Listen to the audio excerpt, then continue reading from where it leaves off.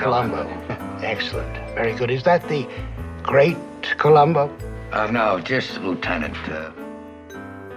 Welcome to episode 35 of the Columbo Podcast, where the Lieutenant will always be the great Columbo to us. Well, I hope so. I've not seen the second half of the run, but You so think he far might- so good. You think he might deteriorate? With age, who knows? Well, Obviously the folk who've watched all the episodes, Yes. but not me.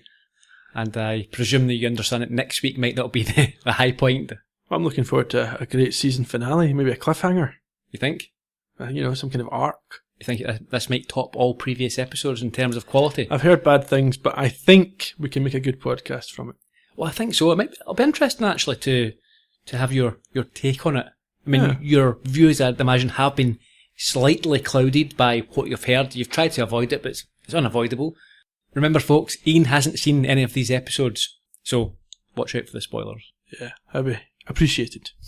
It's hard though when we get in a conversation on Twitter with folk who are just having a conversation. Yeah. So I will try and, close my eyes. Enough about next week's episode, Ian. What did you think about this week's? I enjoyed it. It was good. It was a good one. It was better than last week's, Yeah. which I enjoyed, and better than the previous week's, which I didn't so much, but a lot of folk did. Yeah. Did you like to see the return of... Did you enjoy the return of Mr. Cassidy? I've enjoyed all three of his episodes, I have to say. At this point in time, who is your favourite Columbo killer? Robert Culp. Is it? No. It might not be. You're making me think on the spot. Yeah. Because I've automatically thought of the repeat killers, but perhaps it's a one-timer. Is it? I'm not certain. See, I'm still drawn to Lady in Waiting. It's still my favourite episode, I think. Really? Yeah. Beth Chadwick? Yeah. Unusual. I know. But I don't know. I don't know why. I really have fond recollections of that episode. Okay. I have to say, I think I've said this before, Cassidy is my all-time favourite. Right.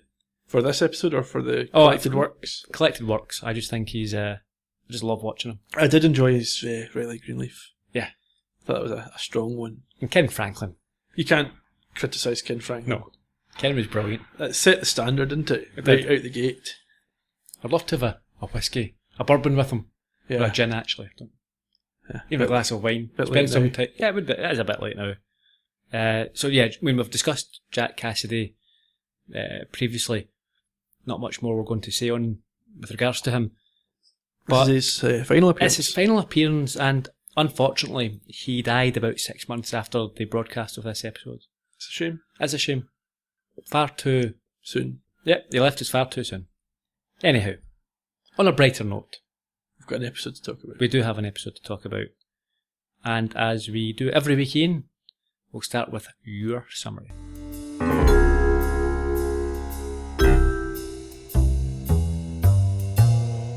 In Now You See Him, the great Santini, a magician of some repute, is faced with a difficult choice. Tied to an inequitable contract by his vindictive manager Jesse Jerome, he seeks to renegotiate. Jerome, in turn, opts to blackmail Santini, threatening to reveal his past as a Nazi war criminal if outstanding sums due from a recent tour are not paid that day. Santini uses the cover of that night's performance to dispose of Jerome, the last man alive who knew of his hidden past. He also takes the chance to destroy the papers that betray his true identity. Faced by a master of illusion, Columbo must rely on a familiar colleague and keep an open mind if he is to solve this murder before the curtain falls. Thank you, Ian. Another magical summary. Haha, thanks. We start with a tracking shot through a club, which ends by focusing on a poster of Jack Cassidy playing the great Santini. Who's performing at the Cabaret of Magic. Cabaret of Magic. I really enjoyed the camera work and the score in this episode. There's a few good bits with the music kind of carrying the mood and so on. I thought it was quite good. Yeah. And we see a fabulously devilish looking Santini. He hides a silenced revolver and what we come to learn is some radio equipment under a impish statue. Yeah, it's some kind of box is what I wrote, but yeah, there's certainly a magical trick involved in it. Santini then goes to his office area in the bowels of the club, Yeah. and he speaks to a fellow called George. Yeah, he informs Santini that Mr. Jerome has requested to see him. Jesse Jerome, who is the owner of the club. It's an interesting phrase here, because Santini is quite kind to George and he says they should go for a couple of jars together. Yeah. I'm not aware of that being, I thought it was an English phrase. Now, I think, I would always associate a couple of jars with an English phrase. But what we come to learn, remember, is that Santini spent a lot of time in Europe and in London. Yeah, we learn he's a master of accents and that perhaps he is pretending to have been British at some point. I think, he pretended to be British, but I think he did live there as well. Maybe it's just an unconscious use of the phrase, rather than harking back to a false British history. Yeah. I mean, his history is quite important. Very important. I don't know whether this is the right point in the episode to talk about it. We're coming to a scene with Jerome, so maybe we'll get to it there. Yeah, get to it in the next scene. Santini, he seems a little dismissive when he's informed that Jerome is looking to speak to him. And George jokes that he would like Santini to make Jerome disappear.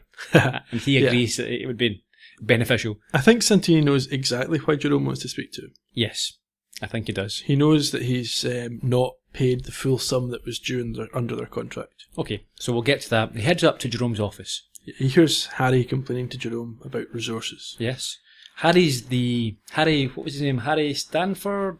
No, it's something different from that. Hold on. Harry Blandford. That's the one. Yeah. He's some kind of manager. He manages the club, on a day-to-day basis. He's complaining about not having the resources to do what he wants to do. But he greets him in a friendly manner as Harry leaves and Santini enters Jerome's office. Yeah, there's no problem between those two. No, but there certainly is a problem between Santini and Jerome. Yeah, you can feel the tension as soon as he comes in. Jerome offers him a shrimp. He's sitting, scoffing shrimp and wine whilst sweating an awful lot. Did you notice that? Yeah, I think he is a personification of decadence. Yes. He reminds me a little bit of the chap in Monty Python. What's the Monty Python sketch?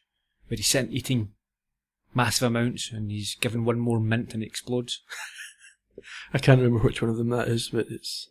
I think it might be the meaning of life. Oh, is it in the movie? See, I skipped over the meaning of life. I couldn't get into that one. Not, it's no Life of Brian. Or Holy Grail. Definitely not. I like the two of them probably about equally. Yeah. Anyhow, we digress. Yes. So what we discover, you can explain, what do we discover here? Yeah, Jerome accuses almost Santini, or asks if Santini broke into his office. And Santini sarcastically replies, "Of course I did, and I got a great price for your Picasso and a couple of other things." And Jerome says, "I knew it wouldn't be you," although he still thinks it was him. He thinks it was him looking for a letter. He does. Which discloses what? Well, we're not getting into that straight away because the first thing they talk about is the arrangement. He says, "What's this?" And Santini's $5,000 is a lot of money, and Jerome's unhappy because he knows exactly how much Santini's tour grossed. He knows exactly what his cut of that should have been, and it's not $5,000. No. It's $50,000. Yes. Jerome wants 50% as opposed to the 5% which Santini has given him. Yes, he believes he's contractually entitled to 50%, and I think that's not in dispute. We have a clip. Your Eastern tour netted $100,000, 50% of which is... 5% of which is $5,000. 5%? Mm-hmm. No, dear man.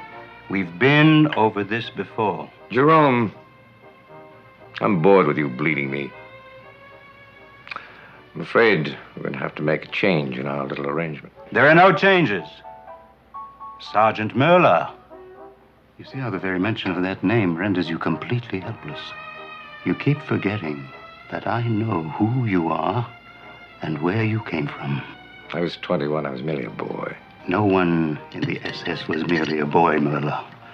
No one in the camps was just a boy, unless he was being taken into the oven.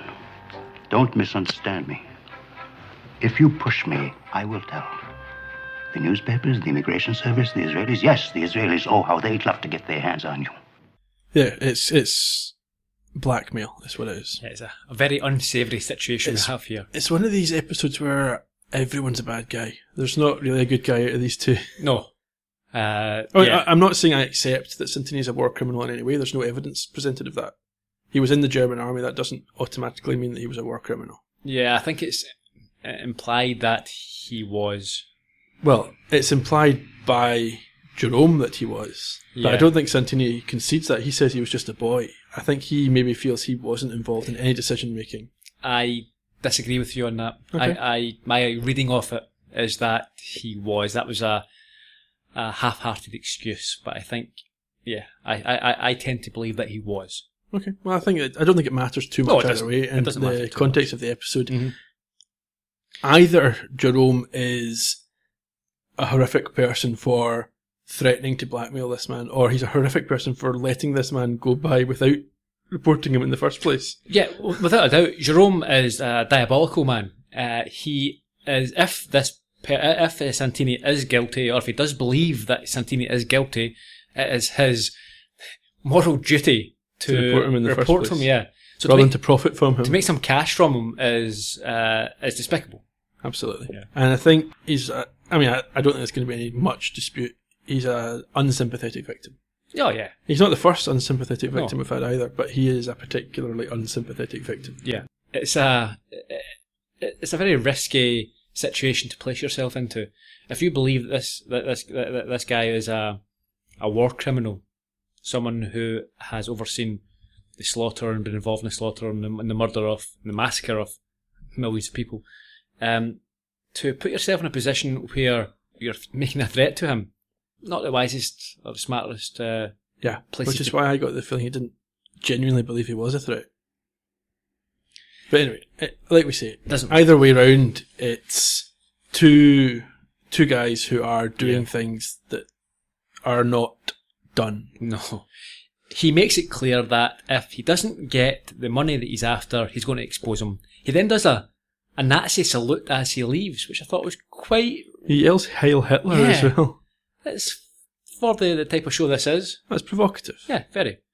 Whilst we're talking about Jesse Jerome, he was played by Nehemiah Persoff, who was born in 1919. I believe he's still with us. Okay. So he's a fair age.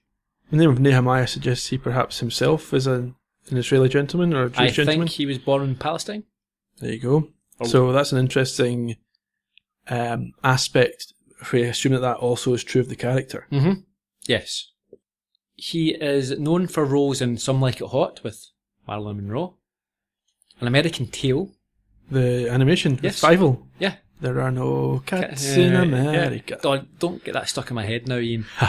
He was in Twins with Schwarzenegger and Danny DeVito, Hawaii Five-0, The Hardy Boys, McCloud, Mission Impossible, Wild Wild West, and an episode of Star Trek The Next Generation, one entitled The Most Toys. Oh yes, that's the one where Data is missing, presumed dead, but he's actually been kidnapped by a collector of rare things. I think maybe based on the Marvel character, the Collector. Mm-hmm. It's not the same character, obviously, for legal and continuity reasons, but it's the same sort of idea. He's wanting to put Data in his collection. Okay. We'll not go into Star Trek too much this week. No. While we're talking about these other TV shows, I was flicking through the channels and Wild Wild West was on. The movie? No, the original series. And there was one scene where we had Robert Conrad, who played Milo Janis. Yep. We had Ross Martin, who played Dale Kingston in Suitable for Framing. Yep. And the guest star that week, in shot, was Martin Landau, who played the twins. Double Shot, Dexter Paris. Yeah. So I flicked over and all three of them were in scene talking together. It's almost like it was a dream of some kind that you were having there. Could have been. So if anyone can name that episode of Wild Wild West. I was lying on the couch half asleep and I was going to search it out, but I couldn't be bothered. So this is where we've discovered the motive. Yes, we know why Santini is going to kill Jerome. From Jesse Jerome's office, we move to Santini's office. Yeah, backstage, downstairs. He returns downstairs to find his daughter, who works with him. She's part of his show. His act. And she is in a clinch with a young man. Who's the singer from the We find that out, from the yes. club. And there is the sort of usual semi-antagonistic relationship between father and daughter's boyfriend. But it seems as if they're on fairly good terms. Well, he doesn't seem cheery in any way. He's kind of grumpy at this point, but but not overly. I mean, they all work together. He's not angry, and he's they know not that, aggressive. And he's not just discovered a relationship. He knows what's going on here. And the daughter's an adult. She makes an arrangement to see the singer after the show, and he jogs on. Yes. So we go to the club that evening. Yes, and he's singing. He is singing. He sings for quite a while. We get a bit of kind of setup here going on. Santini's talking about what needs done, but it's just kind of snips. Yeah. We see Jerome in the audience. Yep.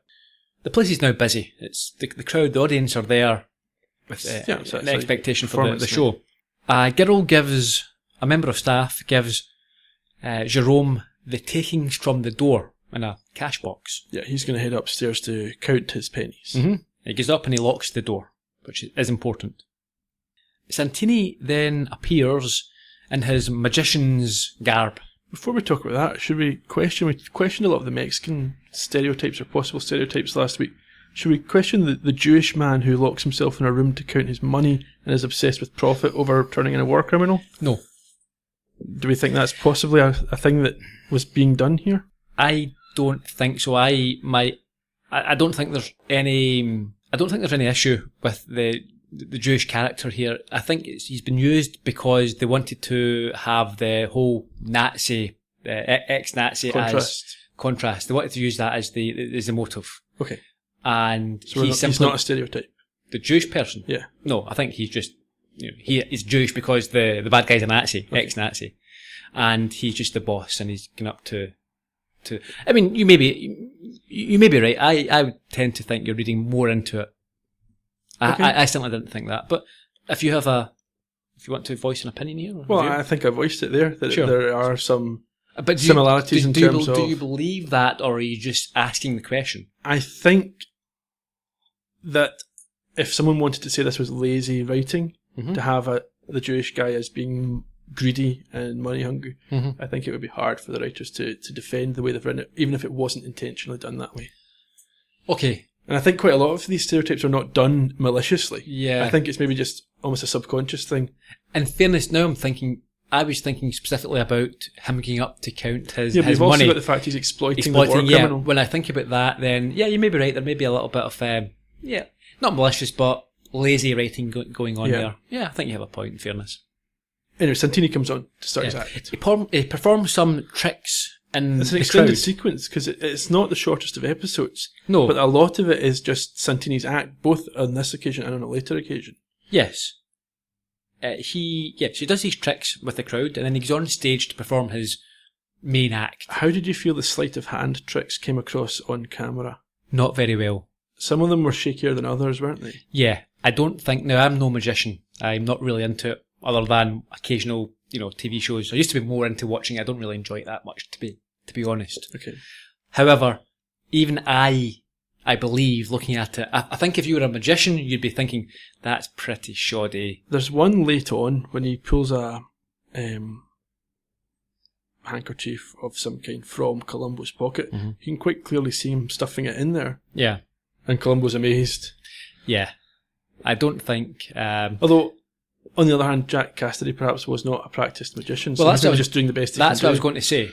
Had this been a Hollywood movie, no doubt they would have months of experience or, training, the usual sort of, you've got Jake Gyllenhaal at the moment with Southpaw, and they train themselves up and they tell you all the stories about how he's worked with this and that. He's no Rocky though, is he? No, he's not Rocky.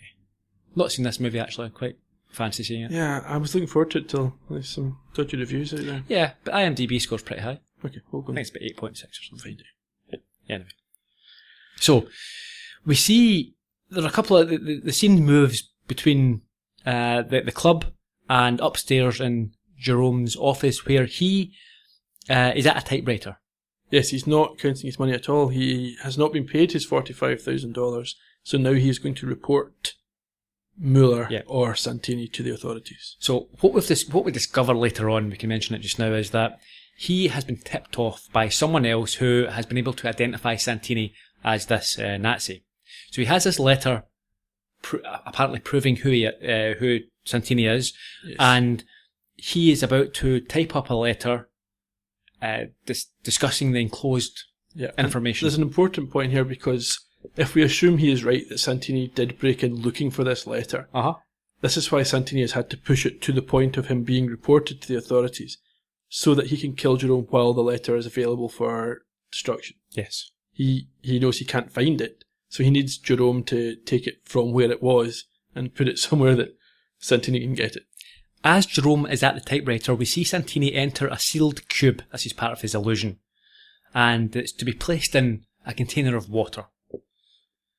The daughter explains, who is now the assistant, that there is oxygen for 9 minutes and 12 seconds only. So that's how long he's got to do whatever he has to do. That's it. The audience is enthralled, but we see that Santini escapes via a trapdoor into the basement area. That's it. It's an interesting one though, because you don't see the bottom of the box coming down into. I would have thought the bottom of the box would have to fold over the top of the trapdoor. Yeah. You don't see that, you just see the trapdoor coming down. Otherwise, how did you get in the box? Also, I noticed as well, there was no cuts in this. So when he started his act, he'd done a few tricks on the floor. Yep. And then went up onto the stage.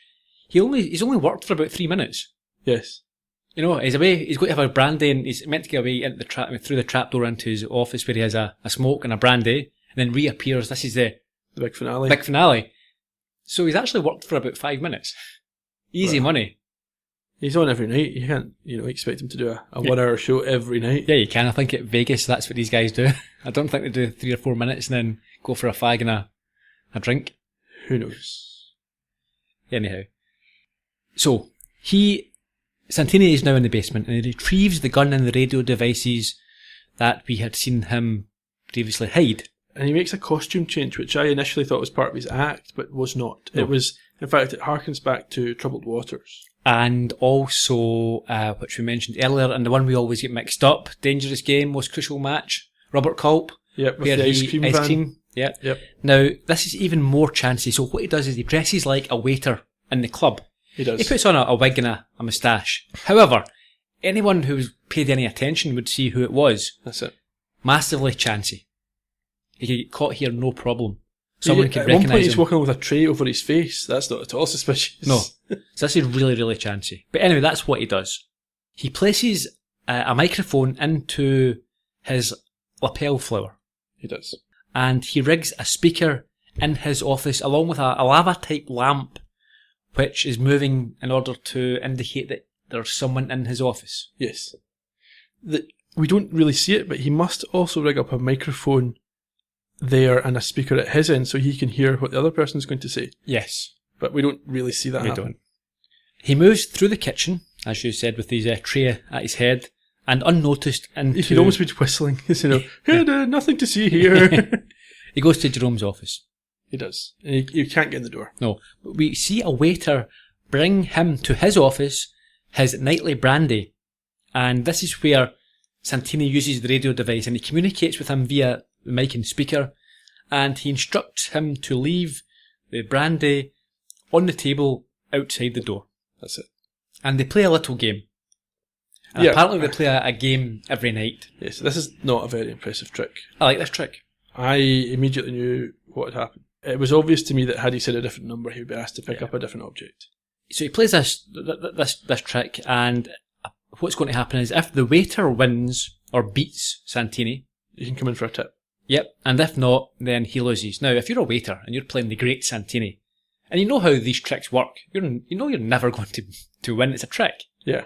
So he knows he's on a loser here. That does become important, when Columbo starts sniffing around. We go back to Jerome's office. Yeah. We see him type a letter to the Department of Immigration. Exactly what he threatened to do. Exposing him as a Nazi, a Stefan Mueller. Or at least accusing him, rather than exposing him, let's say. Sure. Santini arrives. He picks the lock off the door. With some difficulty. Mm-hmm. Yeah, because Jerome notices that he's doing it before he's finished. Yeah. Well, we come to learn that it's a new lock, which is unpickable. Yeah.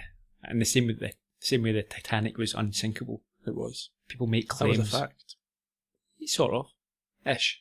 Yeah, it was unsinkable, apart from sinking. Yeah. One minor flaw. Mm-hmm. Yeah. Jerome hears the noise and he walks through from his private office area just as Santini enters the outer office. Yes. And he is immediately shot in the middle of the room. And then Santini leaves the gun by the body. Yep, cloth on his head. Yep. And Santini removes the letters from the typewriter and surrounding area, and he phones for a coffee to be sent up. Yes, pretending to be Jerome. Yeah, that's quite chancy as well, although we do again come to learn that he was a sort of master of accents, but it never gets picked up on. What doesn't? They talk about the time of death. They place the time of death between this phone call and when he was discovered. But no, they place it from... Yes. But they never come back to the idea that what times was he meant to be in the box. So they don't match it up. Columbo doesn't ever say, oh, well, that was after he came out of the box. It's forgotten about. I mean, it gets mentioned, but it's not taken but that's into because he consideration. knows that he wasn't... The box has nothing to do with it, because he establishes that he wasn't because in the he's box. on stage. At the time that the coffee's ordered, Santini's back on stage. No, he's not. Or at least he's 30 seconds away from being back on stage, No, so he could not have had time to carry out the killing. Yeah, he could have. He couldn't have been on stage when they made the call. No, but he's just about to appear on stage. Yeah. So it's not long enough for him to have... No, it's tricky anyway. Okay.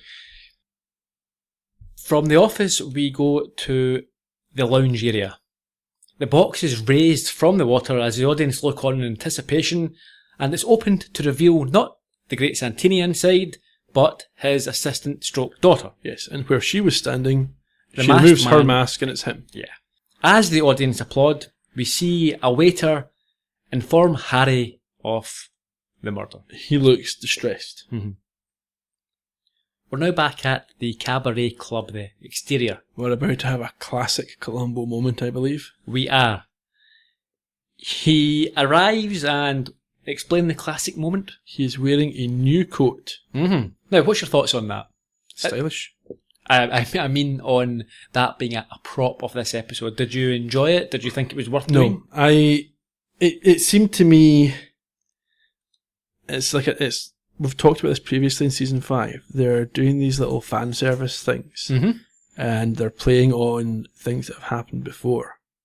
But I don't know. There was a lot going on in this episode. I don't think it needed this. There are other episodes where this would have worked better because there wasn't so much happening. Yeah. Whereas in this one, you had to keep an eye on a lot of different things. You missed out on time. You didn't get a lot of time with Columbo and Santini, where you could have had. Instead, you've got Wilson chasing him with his coat. Yeah. It also dumbed down Wilson. The first half of the episode was just Wilson following him with his coat. Yeah.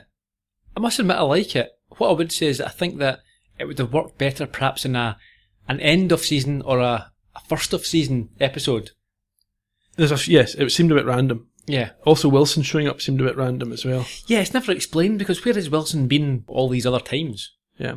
But I like Wilson. Yeah, and we do always like it when they refer to other episodes, which they did here.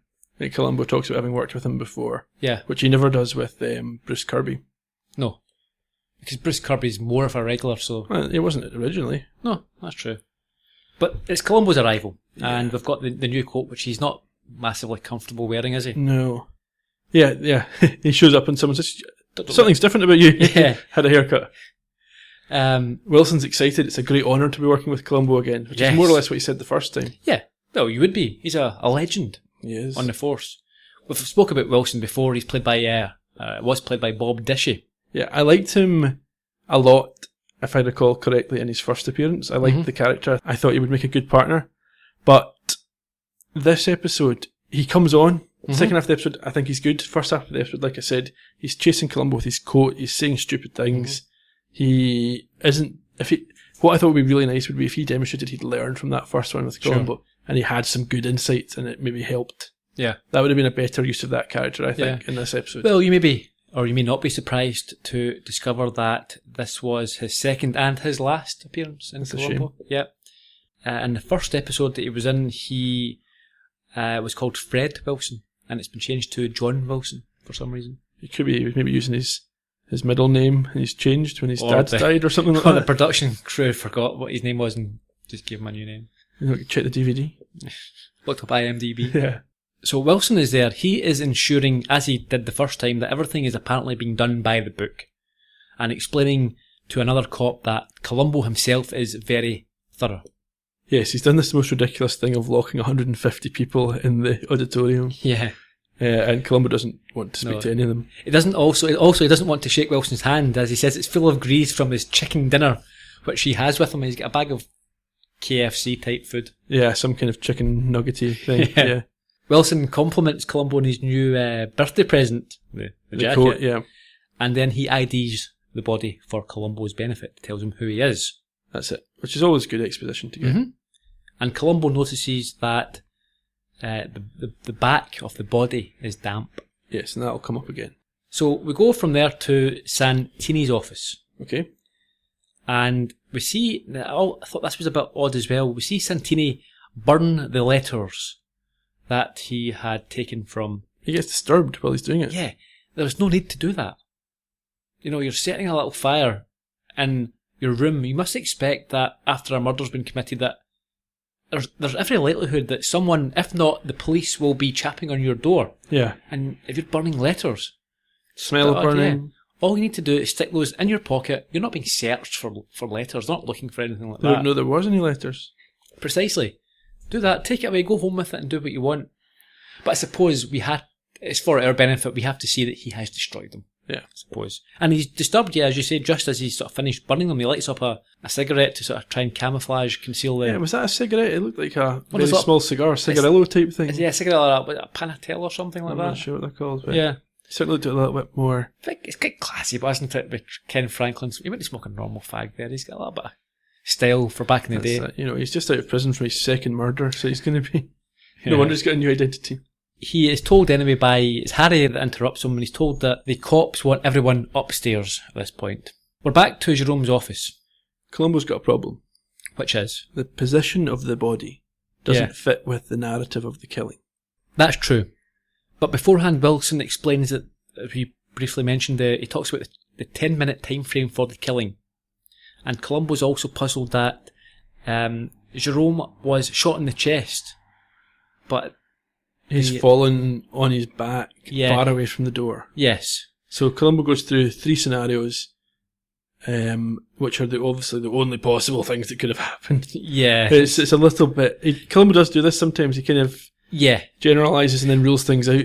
Often in the past when I watched Columbo or any of these types of shows where they make these sort of assumptions, you come up with other scenarios in your head which would be perfectly plausible. Yeah, he could have been walking ahead of him with his back to the guy, heard a gun cocked and turn round. Yeah. Or the guy could have shouted his name to make him turn round. Or plenty of... There's lots of different things. Yeah. Or he could have staggered backwards after he got shot. There's, Yeah, we'll give him a little bit of leeway here. They have got to round it up in an hour and a half. What they also establish is that it wasn't robbery because no money was taken. Yeah. Or it wasn't robbery in a traditional sense. It obviously was robbery. It wasn't for money. Yeah. Columbo says that he can't think in his coat. He has to take it off. Do you remember that? He doesn't like the coat. Doesn't like it at all. It's made quite apparent, but then they hammer it in. Yeah. Time and time again. He still doesn't like the coat. Oh, look, 2 scenes later, he doesn't like his coat. We get it! Another cop arrives. He tells them that the guests are getting impatient. Yes, this is where Columbo finds out that Wilson's made them all stay and says, I don't need them. Yeah, well, he sort of contradicts, he embarrasses Wilson here, doesn't he? Because Columbo says, yes, I've asked them all to stay. And remember, Wilson has been explaining how thorough Columbo is. Yes. All by the book. And as soon as Columbo, he's like, yeah, just tell him to go. It's no problem at all. Wilson tells Columbo he's found out that the door was always locked. Jerome's door. Yes, when he's counting his money. Yeah. And Columbo has a look at the lock and he asks for it to be taken down to the station to forensic testing, to be looked at for inspection. Yeah, he then goes on to conclude that the only possible scenario that fits, the only possible scenario was if the murderer opened the door. Yeah. And as we leave, Columbo is disappointed that Wilson reminds him that he's left his coat behind. For the first time. Well, it'll come back again and again. We next move to the lounge area. Yeah, in front of the stage, and Columbo's heading through to backstage. And Santini thinks that he's just a guest who is snooping. Yeah, and it stops him. And he has to ID himself. It's a strange scene again. Again, this is a weird thing in this particular episode. Columbo finds out it's Santini, says he doesn't recognise him, he looks different normally, and he and his wife are big fans. Yes, and Columbo tells him that the murder must have happened when he was on stage. No, he tells Columbo that the murder must have happened when he was on stage. There's been previous episodes where Columbo and or his wife have been identified as fans. But in music all fans of the other ones, it's followed up on, and they talk about it again, or they refer to it again. This one's just dropped. As soon as he said it, it's dropped. There's a nice exchange here between the two of them. Nothing major, just a nice interaction between both characters, and then Santini's Jack Cassidy. He's doing a very sort of charming thing here. Just really charismatic. I like the exchange. Columbo's trying to ascertain what was happening with Santini's act when the killing happened. Yeah. So we don't find out too much more in this scene, and we head off to the police lab. And the technician there confirms that the lock was indeed picked, but that there were no prints on the gun, and the gun itself is untraceable. Yeah, it's from a stolen shipment, so they can't trace it. And there's a cloth that was used to keep the prints off the gun, stop the hand getting marked by firing. So we head back to the cabaret club, and we see Santini practising on stage as Columbo enters. And it's a very similar scene to what happened with Ken Franklin, because Columbo asks him for help, and Santini suggests, just like Ken Franklin did, that perhaps it was a professional killing because of mob connections. And I think he does that little thing where he sort of cocks his finger like a gun. Right. I'm sure he did that in Murder by the Book as well. I don't think Columbo believes in contract killings. No. This is the second or third time they've come up, and he's dismissed them out of hand every time. Sure. Regardless of evidence or anything else. Columbo asks Santini about his alibi. He wants to know about his act, his tricks. Santini's not too enthusiastic about this line of questioning. No. Don't do that to me, Sid. I admit it, I don't know where in the hell you were. All I want to do is just please the superior here with this thing, and... Let me clear your head up for you. I had absolutely nothing to do with the crime. I've spent half my life working on that grand illusion. It's been wonderful for me, and audiences love it. And I'm not about to divulge the secret. But if at some point in time, you and your superior, and I know he's a tough man, insist that I come up with an alibi, I promise you I'll produce one. But until that time, at least allow me the privacy of my professional secret. Is that fair? Fair enough. Thank you. Have a good day. Thank you very much. My pleasure. I dare say Columbo now has his suspicions raised about Santini. He immediately says he's coming to the show that night. We head from the club to a locksmith, and Columbo is speaking to him when Wilson chaps eagerly on the window to show Columbo his coat that Columbo thought he had lost and left. Yeah. Columbo rules out Wilson's idea that the singer might be responsible on tenuous grounds. He says it can't be the singer unless the singer is a lock-picking expert. Well, how does he know he's not a lock-picking expert? True. Yeah. Maybe he's done some investigation into that. He's made this assumption it must be the magician because nobody else could pick the lock. And he's not at this point either proven that Santini is a lock-picking expert. He does that later on. Well, that's why he's at the locksmith. He's setting up these handcuffs with the unpickable lock. Yeah, he's asking for a rush job on them for that evening. Yeah. And I liked in this scene the fact that the locksmith referred to Columbo as a young man. Yes. I'm not sure what age what age is Columbo at this point, or Peter Falk? Well, we're now 5 years on from when it started. He's going to be pushing 50 anyway. Yeah. I suppose it's all relative, isn't it? If you're in your 80s, 50's a young man. Yeah. We're introduced to a familiar but yet new character in the following scene. Who is? Mike Lally. Yes. The high wire act. Santini is pressing the flesh, isn't he? He's talking to a girl about ESP, etc., when he's interrupted by Columbo. Well, he's saying that he's going to communicate with Mr. Jerome from the dead during his act. Yeah. I think there is a touch of the Ken Franklin's there as well. I think he's trying to ingratiate himself with the young lady. We see him schmoozing a little bit later on, don't we? He's brilliant. I love him. Santini, as you say, he's introduced to Mike Lally, played by Mike Lally. He's here actually as himself. Yeah. In an uncredited role. That's a great point. He's uncredited as Mike Lally, playing Mike Lally. My thoughts on that would be that it's sort of thank you, perhaps. He's been in lots of these little uncredited roles.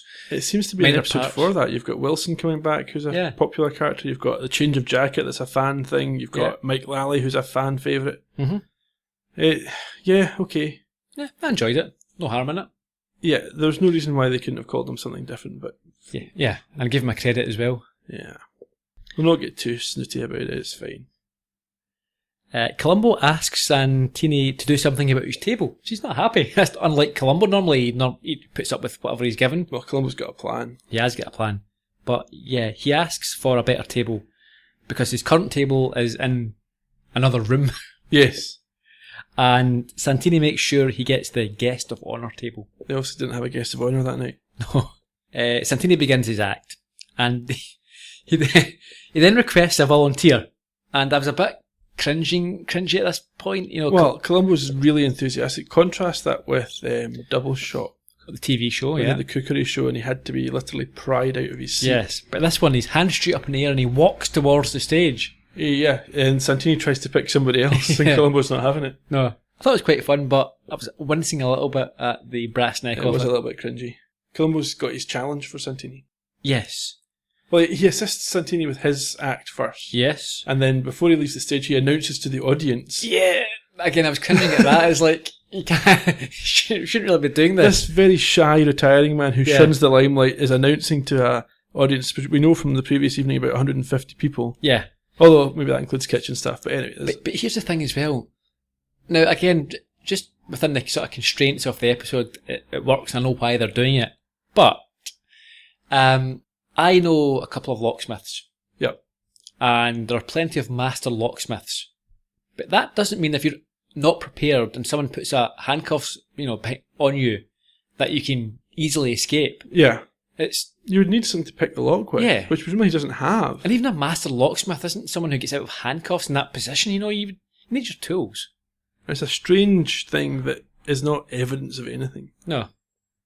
But it's nice. It's a nice way of proving the point. And I suppose you have to base it fits with the dramatic flair that the rest of the episode is showing. Yeah. So Santini accepts the challenge and manages to escape dramatically from the cuffs. And then Columbo winks at Santini and he says that he knew he could do it. And I think this is the first time that Santini gets a hint and understands, this is I'm in a bit of spot of bother potentially here. That's true.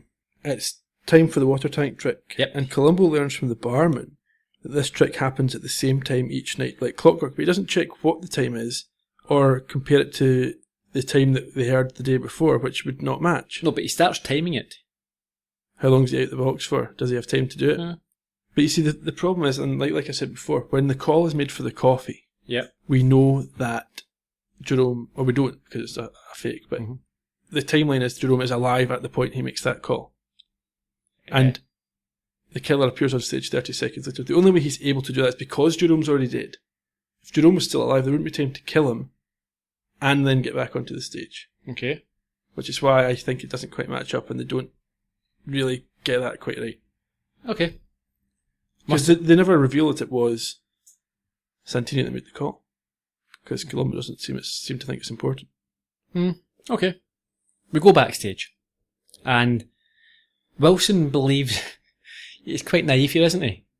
Because Wilson believes that Santini is still in the cube. He does. And he suggests that Harry... This is the thing we have here. We have a Wilson suggesting 2 or 3 potential suspects or primary suspects, which Columbo immediately dismisses.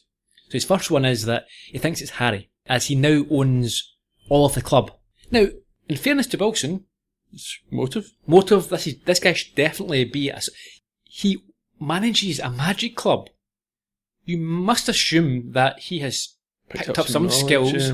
So if you're looking at someone who might have lock-picking skills, you have to establish if Harry has them.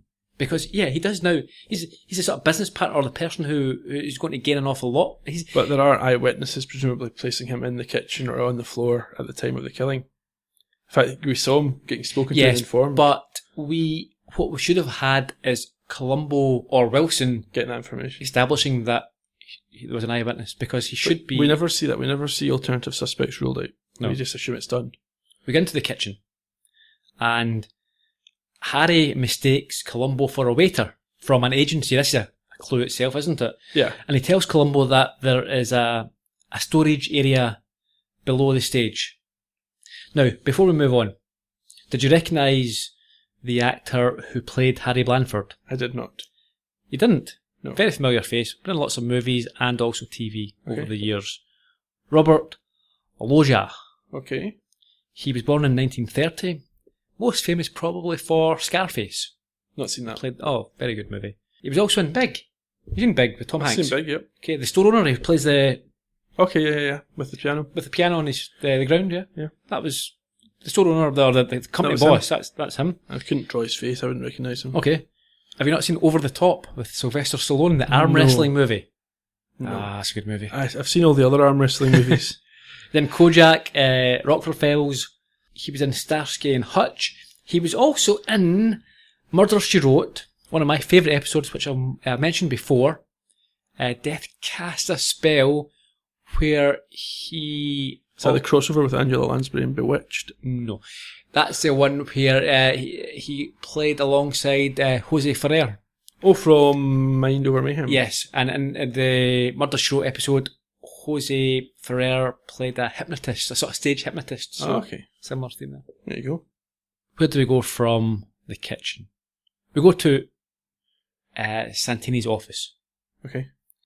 And Columbo's happy to discover how the tricks work. Or how that trick works. He needed it for his report to his boss. So he says. Yeah. Santini says he was expecting him. And he asks Santini if he can confirm that he remained in the room. And Santini is astounded by the suggestion that he could have left. Yeah, he without explains he being- would have been seen. Yeah. And then they discuss the handcuff trick. Yes. And we'll hear about that. I've got a little clip here. Telling as few people as possible. Well, certainly, sir. Can you verify that? Can I verify what? That you were actually here? That you really are something. My good man, where could I have gone? If I had indeed exited through these two doors here, made a sharp left turn, ran down the passageway, gone up the stairwell, the stage manager would have seen me. Check with him.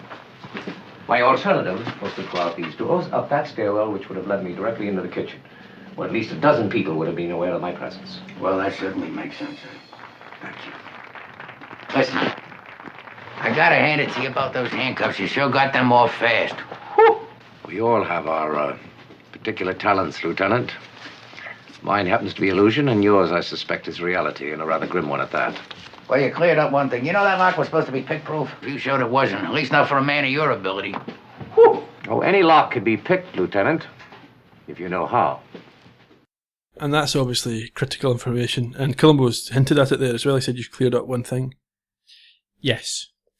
We also find out at this point that Santini has the brandy delivered. Which is important. Yeah. Well, Santini wants it to be important. Yeah. We see it actually. And to me it looks like around about half a bottle of, it's certainly not a small 25ml Measure. yeah. No. We go to the kitchen from here. Well, before that, Columbo sees Santini's daughter going into the cube, so he kind of understands how it works again at that point. Just while we're on Santini's daughter, so to speak, she was played by Cynthia Sykes. Della was her name in this episode. Okay. She was in Arthur 2, Magnum, Jag, but is most famous for a number of appearances starring in Saint Elsewhere. You've not seen that, have you? I've not seen it, but I've heard of it. Yeah, same here. So, kitchen. And Columbo goes down, he's trying to find the waiter who delivered the brandy the previous night. And no one's stopping to talk to him. No. I wonder if it's true that Columbo's maybe just a bit more confident than he was a few years ago, because he's not concerned at all about stopping this kitchen in its tracks.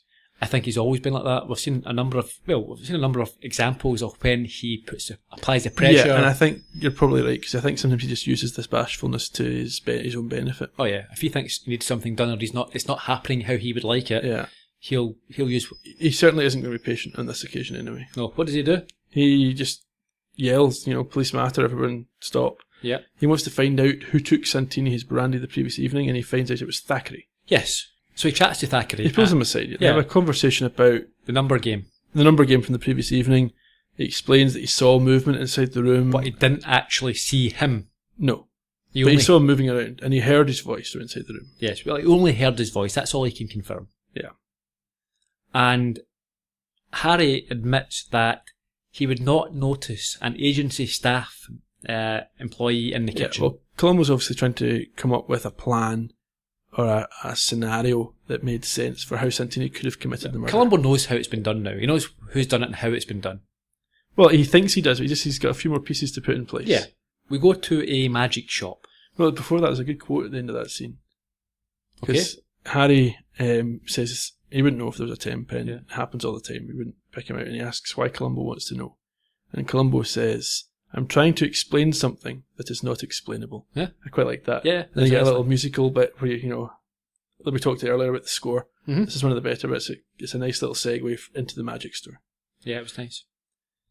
So as you say, we're at the magic store, and Columbo is scared and impressed with a guillotine trick. Yeah, it's the clip that we heard at the top of the show about the great Columbo. Yes. The purpose of this visit is for Columbo to discover how a radio could be used. Yeah, it's not really a magic thing. He could go into an electronics store. He could have, but it is the type of equipment that would be used in these type of tricks, so he's may as well. Well, the store owner, or I presume the store owner anyway, correctly points out to Columbo that's not magic. Yeah. But it can be used in magic, and he explains how. We then head to Mike Lally's apartment. I wonder if it was Mike Lally's real apartment. That would complete the circle. Well, Lally's not a major star. He's an uncredited extra. It could have been his part. Yeah, he's not making a massive amount of cash. I think we should assume it was, unless we hear evidence to the contrary. I think we should. Lally's under the influence, drinking beer in his pyjamas in bed. Yeah, you say that like it's not an acceptable thing to do. Oh no, I do it all the time. at least once a week. And Columbo, this is opposite, isn't it? Normally what he'll do is he will ask these questions, impertinent questions, about the rich and famous. So how much did this car cost? How much was your house? We saw it in... Starting in Etude in Black. Etude in Black is what I'm thinking of, yeah. So he asks these questions, but it's always of the rich. Yeah. In this case now, he's looking around this fairly impoverished, woe-begotten apartment, and he finds out that it costs $40 a month. Seems fairly reasonable, actually. I think Columbo's fairly impressed. He takes a beer from his fridge, has a few sips, and he wants to find out a little more about Santini in the old days. Yeah, Lally has got a few things to say. Don't ever bet against Santini. He's the cream of cream. They tell me you go way back with him. Oh, yeah, way back. When me and my brothers were the top wire act in Europe. He was the gaff and the head act. And he always brought it off very smooth, very smart. That's where he got to start. Was his name Santini then? No, not then. It was Arlington or Kensington, something English. But he had an accent you could chop off with an axe. Oh, what kind of an accent? I think it was German. Where'd you first meet him? In Budapest. Maybe the accent was Hungarian, but it didn't go along with this English name. Then Zippo. 5 years later, we ran into him in Oslo. The accent's gone. He's very British. And now he's carrying an Italian name. Santini. The great Santini. So the name stuck, and now the accent is American. Yeah, but he grew into a master of accents. I think he can even imitate you. I figure he's the kind of man that he could do almost anything if he put his mind to it. You mean his hand to it? Right. And there's the connection. He could even imitate you, but we don't get it taken back to the phone call when he did imitate the guy, because they don't investigate whether the timeline fits. They miss it. They put all the pieces in place, but they haven't tied it together. That's true. I like that performance by Mike Lally, actually. Nice it's potentially the biggest role he's had, and he goes uncredited for it. Yeah. Wonder why. Perhaps someone can let us know. Yeah.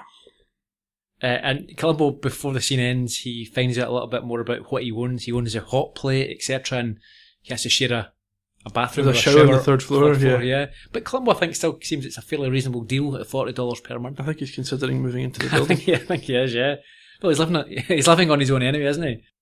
Unless you believe that Mrs. Columbo exists. Well, that's up for debate still.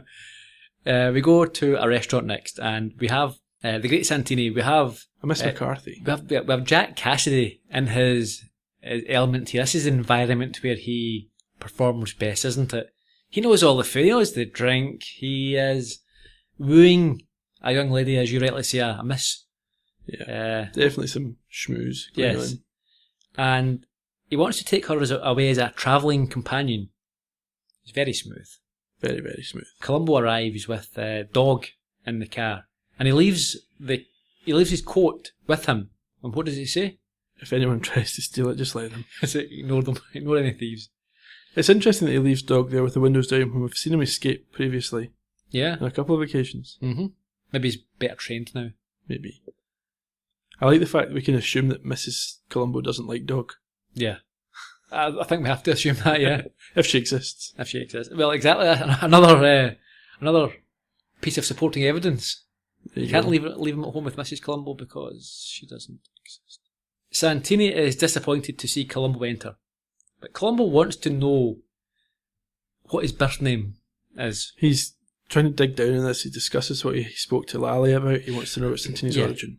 Lally, in the previous scene, admitted that he didn't know what his real name was. Yeah. Couldn't give him that information. But Santini is unwilling to help. And... okay, what does he claim he's... Columbo asks him whether it was, Worthington or Arlington, and he says it was Washington. Mm-hmm. And he asks what the Christian name was is Martha. Martha Washington. Yeah, very funny. You feel like he's taunting Columbo. He is taunting him, Columbo, I think. So we head from there to LAPD. Yep, yet another different set for LAPD. Yes, and again another suggestion from Wilson regarding who the killer may be. Yeah, but before he can really even get into it, Columbo says he knows who did it. Yeah. But Wilson says that the waiter may have done it. Yeah, he had an opportunity, but he didn't have motive. Wilson's found a guy with motive and no opportunity. Yeah. He's found a guy with opportunity and no motive. But Columbo's got the killer. Yeah, but as you rightly say, Columbo immediately just says, nope, it was Santini. Yeah, the magician did it, he says. He then demonstrates the number trick to Wilson. Yes, and exposes it as well. Yes. It wasn't worth that $17. It was so obvious you could do it yourself. Yep. Columbo notices the sweat on one of his colleagues' back as he's walking past him. Yes. And he comes back and says, did you see this, man? Yeah. He's been sitting on a leather chair. There you go. That proves everything. The only way your back can get sweaty is sitting on a leather chair. Maybe not the only way, but in fairness, it's one of the most common causes, perhaps. I would suggest. And it's not just your whole back, it cuts off at a certain point. Yeah, where the chair ends. Mm-hmm. So it's a bit embarrassing for his colleague that he's just pointed out as being a sweaty man. Yeah. We go back to Jerome's office. Yeah, they're still hunting for a motive. Mm-hmm. Columbo and Wilson... Well, before we do that, though, you've missed a critical moment in the episode. Oh, sorry, what was that? Columbo and Wilson go to leave, and Columbo puts his old coat back on. Yeah, it's well spotted. And Wilson says, what happened to the new one? And Columbo explains it didn't fit. His wife's going to get him something else. Yeah.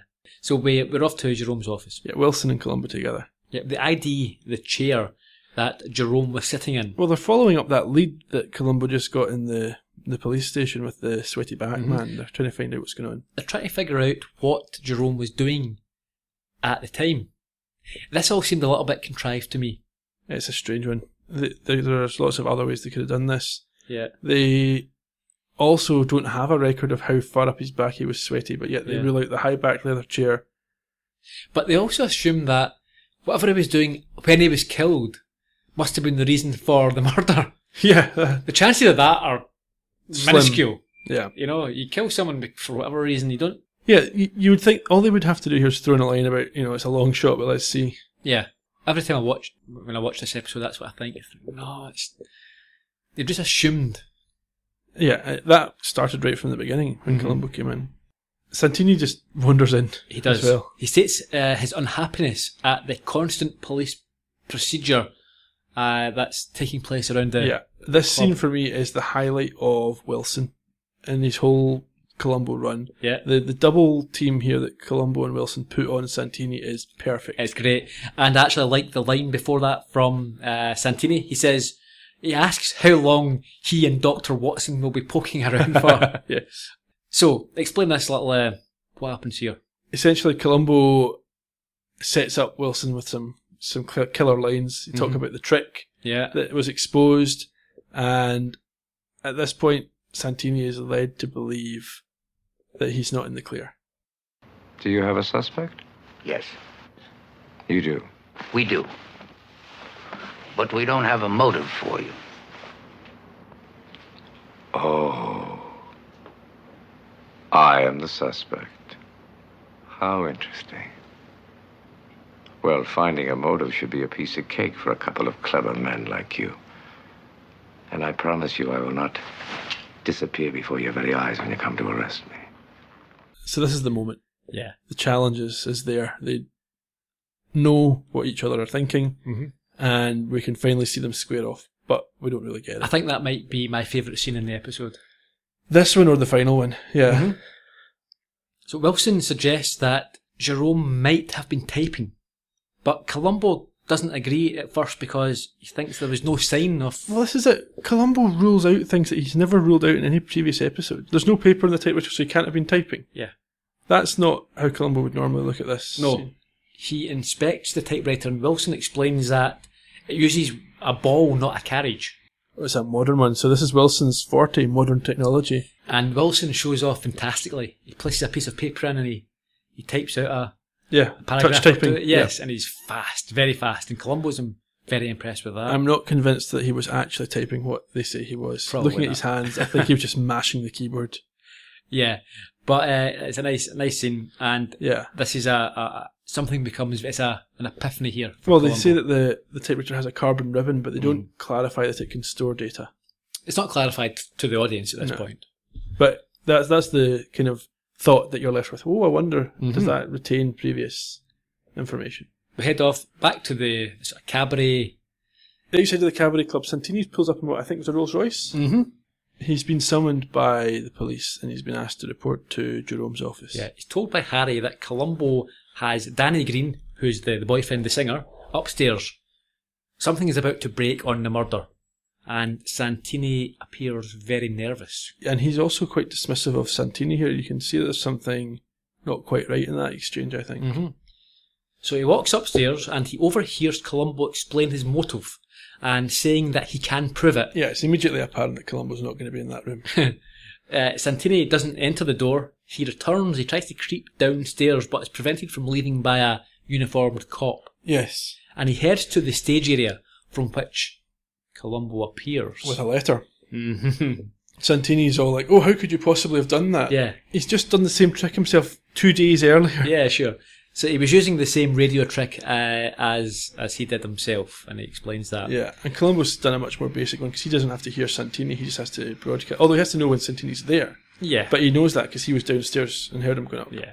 Columbo then apparently produces the letter that Jerome had written, but Santini claims it was burned, and then he magically sets alight that particular letter that he has in Yeah, his where's hand. your letter now? Yeah. And what happens next? Columbo, with a brilliant flourish, produces an additional copy of the letter. Yeah, as does Wilson. Well, even before Wilson and Columbo start going with the multiple copies, the first one that Columbo produces, this is the big moment for Columbo. He's got to deliver here. You know, even for Peter Falk, he has to deliver this flourish, and he gets it spot on. It's brilliant, isn't it? It's really nice. Yeah. And then Columbo explains, effectively wraps up the episode here. He explains how the typewriter revealed the letter written by Jerome and the contents of it. It's a single-use ribbon, so they're able to track back what's been typed. And Santini accepts defeat. Well, he's shown the letter on the ribbon, and he doesn't have much option. We have a clip. You made one mistake. You did not look closely enough at that typewriter. If you had, you would have seen that it used a plastic carbon ribbon. Disposable carbon ribbon, sir. The kind you don't reuse. And when the key strikes the ribbon, it punches out a letter that is clearly visible on the used ribbon. You can see it. If you look carefully at this section of the ribbon, you will see that it says, "Now is the time for all good men to come to the aid of the party." I typed that. Sergeant Wilson typed that. But Jesse Jerome typed something else. And if we unwind the entire used section of the ribbon, we see what Mr. Jerome typed. Department of Immigration and Naturalization, Washington, D.C. Enclosed, find a letter which proves that Santini is in reality an ex-Nazi named Stefan Mueller. I don't think there's any need for me to go any further, is there, sir? No. Means, opportunity, motive. And I thought I'd perform the perfect murder. Perfect murder, sir. Oh, I'm sorry. There is no such thing as a perfect murder. That's just an illusion. Now's the time for all good men to come to the aid of the party. It sounds like a Churchillian sort of quote. You think, well, I wonder who came up with that. Who did come up with that? It's a typing drill. It's the lorem ipsum of its day. Oh, really? Yeah, essentially for typewriters. Interesting. Thanks for that bit of trivia. There you go. What do you make of the last line there about there's no such thing as a perfect murder, it's all an illusion? I think that's opposite for this episode, but given the number of unsolved murders, and it's probably not quite right. Yeah. I suppose it depends on your definition of the word perfect. Yeah, it's not perfect in the sense, if you're not, because every murder's not been solved, it doesn't mean you say it's perfect. It's just, Yeah. You could have a flawlessly executed murder and still get caught, and you could make a shambles of something and get away with it. Of course. So there we have it. I must say, even though we picked out some of the flaws, a thoroughly enjoyable episode. Absolutely. In my book. Definitely. I think, though, of the 3 Cassidy episodes, it was the least strong, but it's still ahead of a lot of other episodes. Yes. I really enjoyed it. I thought the second half was stronger than the first. I thought it kind of lagged a bit after the murder through until the last half hour, maybe. Mm-hmm. It kind of dragged a little bit. I didn't like the way they used Wilson to carry the jacket around. I didn't like one or two of the other little bits, but it picked up, and the last half hour was some of the best that we've seen of Columbo, I think. Yeah, I agree in general, although I'm not as annoyed by the whole sort of jacket element. I think we've seen in many episodes where there's a sort of comic reoccurrence. Yeah, I mean, I would equate it maybe to his cold in A Stitch in Crime, which I thought was the only drag on an excellent episode. I think it's a similar thing here. That's fair enough, yeah. Maybe not quite as strong an episode as that one, but yeah, you know. Sure. It sets us up for a great finale to the season next week. Possibly, you'd be expecting perhaps one of the best Columbos ever. I mean, they've had 5 seasons now to my build up to understanding this. is Patrick McGowan's coming back to direct. You know, Columbo legend already. Yes. I What think can possibly go wrong? It's going to be fantastic, and I cannot wait. I'm actually really excited about just getting someone's perspective now who's not watched it before, and a genuine reaction. And I know it's going to be hard, but Ian, I'm confident that you can be totally subjective and try and watch this and not be influenced by what you've heard so far. To be fair, I never think about what's been said before when I'm watching an episode. I'm able to kind of just, watch it and suspend outside things. So I should be okay for a reaction that's honest to the episode. Yes, you should be, because in fairness to yourself, things like episodes like Identity Crisis, which are regarded very strongly, and McGowan himself is a big favourite. I've admitted that you're not too keen on some of those episodes and his performance, so you've not been swayed by that. So it will be interesting to see what you think of this. Yeah, I mean, I've repeatedly said that Lady in Waiting is one of my favourite episodes, and I think generally it's seen as middle of the pack. Yeah. So it's Last Salute to the Commodore is next week's episode. Yeah. Have we got any more trivia for this week? Not really. We'll go through a little bit of production information. Okay. 29th of February 1976. Leap year. Was it? 29th. You just said 29th of February. Oh, so I did. Hey! I'll not cut that out. I'll leave that in. 85. It also means it's an Olympic year. Okay. 85 minutes in length. Okay, so, not 98 not like I've been saying all day. Yes, you tried to insist. 85 minutes. Harvey Hart was the director. We've mentioned him before. Yeah. This was his last of 4 episodes. They were all fairly close together, am I right? Yeah, I think they were. Michael Sloan was the writer. He was born in 1946. Not a familiar name. No, he... I think this is the only Columbo episode he wrote. He created The Equalizer from the 80s. And the Mystery Woman series, which it's a made-for-TV series of middle-of-the-road nonsense, but I quite like it. I've got a few of them on... I downloaded a few of them to watch. It's nonsense, but it's It's enjoyable. Fun, yeah. He also wrote for Battlestar Galactica, The Hardy Boys, McCloud, and Quincy, amongst lots of other things. Yeah. The composer, I mentioned him this week because I really liked it. It was Bernardo Segal. We probably should have mentioned him before.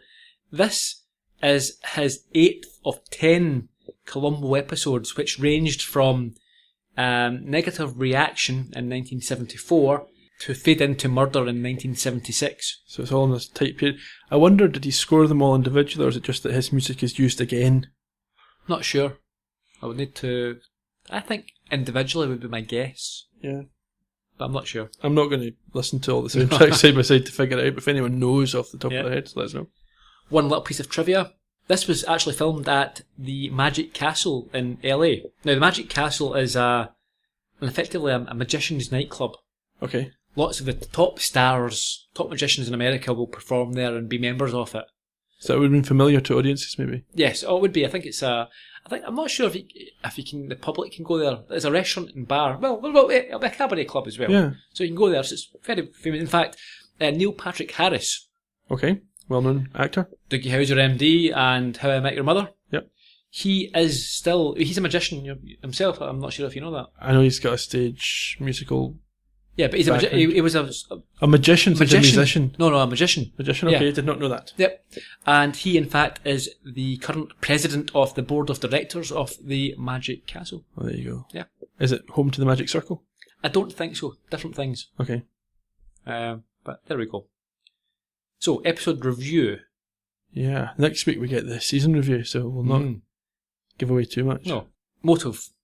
Fairly obvious. It was because he was the last man alive who knew he was a Nazi, but also the money thing. He felt he was being cheated under the current contract. Yeah. Essentially being blackmailed to stay in it. Yes. Which I thought was a fantastically decent motive. Yeah. To solid, strong, fair. Yeah. In his position, you don't have many other ways out. The option he has is to live permanently at this man's beck and call, or go on his whim. I suppose, or go on the run, but he's getting too old for that. Doesn't want to leave again. Yeah. Clues. Do the usual. Tell me if I miss any. Sure. So, where he was shot, the position of the body, the fact that it wasn't a robbery as such, the lock being picked, the fact that Columbo was mistaken for a waiter, maybe planted the seed that someone could pass by the kitchen, Lally describing Santini's past, and the fact that he was a master of sort of disguise, etc., and then the sweat from the chair. Yeah. You also had the faked phone call about the coffee, but they didn't follow up on that. They ascertained that he was a master of accents, he could impersonate anyone, and that this call set the time frame for the death. Yeah. We talked about that at length during the discussion. Mm-hmm. You've also then got the fact that he wasn't actually there when the brandy was brought. Mm-hmm. Sure. The gotcha. Loved the gotcha.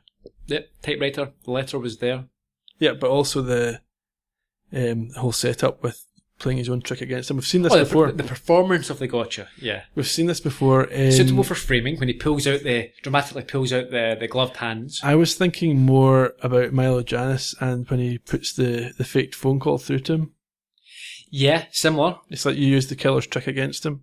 Yes. Just to show that you figured it out, not because you need to. Yes, he also done that in the pilot. Yes. In fact, am I thinking of the pilot? No, both of them. Both, yeah. Yeah, strong gotcha and strong performance of the gotcha. Yep. Well, I think that's us. Like that's I say, good episode, enjoyable. Happy with this one. Can't beat a bit of Ken Franklin, Jack Cassidy. We'll have to satisfy ourselves with this one from now on. Yeah, there's always the DVDs. Yeah. And as we say, next week we have Last Salute. Interesting one. We do.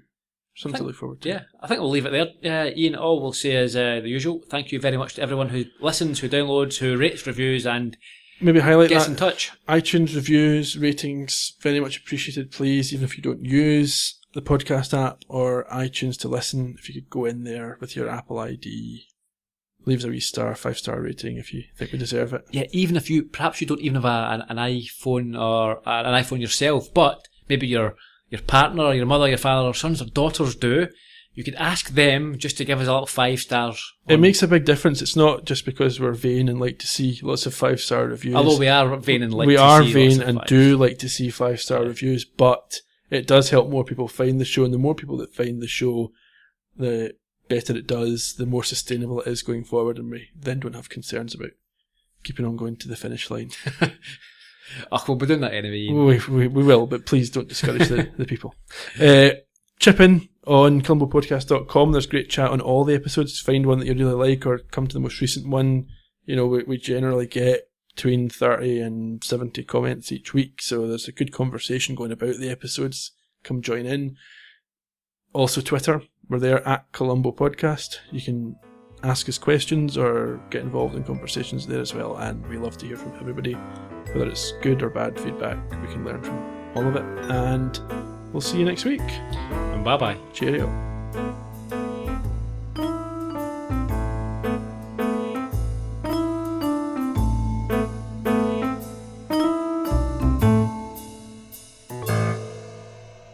You have been listening to the Columbo Podcast from Heard Yet Media.